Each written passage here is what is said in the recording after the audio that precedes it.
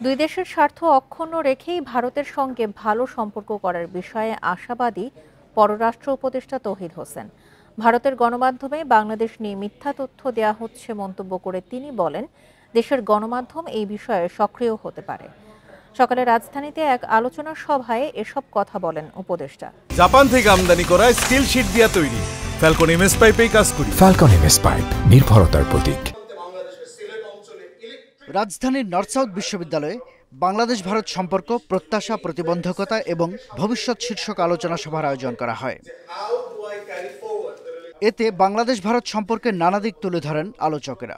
বাংলাদেশের স্বার্থ রক্ষা, নিরাপত্তা নিশ্চিত করা সহ বিভিন্ন বিষয়ে পরামর্শ দেন তারা। পররাষ্ট্র উপদেষ্টা তৌহিদ হোসেন সীমান্ত হত্যা প্রশ্নে উষ্মা প্রকাশ করে বলেন, এটি কখনো গ্রহণযোগ্য নয়। জাতীয় ঐকমত্য না থাকায় দেশ অনেক পিছিয়েছে বলে মন্তব্য করেন তিনি। বলেন, রাজনৈতিক কারণে বিরোধিতার সংস্কৃতি থেকে বের হয়ে জাতীয় স্বার্থে ঐক্যবদ্ধ হতে হবে। সম্পর্ক তো একদিনের, এক বছরের বা এক যুগের না, আর অনেক বেশি সময়ের ব্যাপার। সবসময় একরকম যাবেই এমনও কথা নেই। আমরা আশাবাদী হতে চাইবো যে আমরা একটা ভালো সম্পর্ক প্রতিষ্ঠা করতে পারবো, যাতে করে দুই পক্ষের স্বার্থ সংরক্ষিত হয়।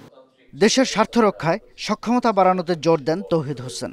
বাংলাদেশের বিভিন্ন ঘটনার সংবাদ প্রচারে ভারতের গণমাধ্যমের ভূমিকা নিয়েও কথা বলেন তিনি।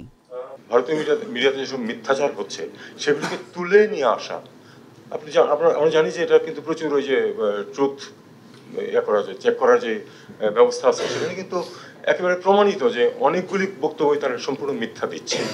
সেগুলিকে আমি মনে করি যে আমাদের মিডিয়া আরেকটু শক্তভাবে উত্থাপন করতে পারে। বহির্বিশ্বে বাংলাদেশের প্রভাব বাড়াতে প্রবাসী বাংলাদেশিদের স্থানীয় রাজনীতিতে অংশ নেওয়ার আহ্বানও জানান পররাষ্ট্র উপদেষ্টা। স্থানীয় রাজনীতিতে জড়িত হন, যেটা ভারতীয়রা করেছে। শাহাদাত স্বপন, ইন্ডিপেন্ডেন্ট নিউজ, ঢাকা।